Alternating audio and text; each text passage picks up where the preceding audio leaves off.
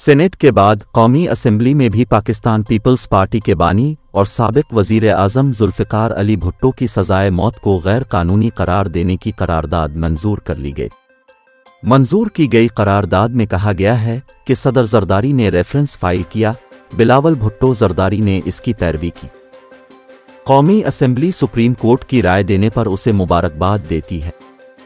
करारदाद के मतन के मुताबिक करारदाद मुतालबा करती है कि गैर मुनसिफाना फैसला बदल दिया जाए, जुल्फ़िकार अली भुट्टो को सरकारी तौर पर शहीद करार दिया जाए और उन्हें आला तरीन सिविल अवार्ड निशान पाकिस्तान दिया जाए।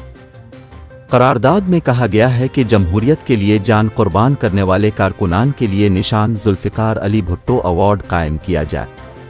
वाज़ेह रहे कि इससे कबल गुज़िश्ता दिनों सिंध असम्बली, पंजाब, बलोचिस्तान और सेनेट से भी जुल्फ़िकार अली भुट्टो को सरकारी शहीद और कौमी हीरो करार देने की करारदादें कसरत राय से मंजूर की गई थीं।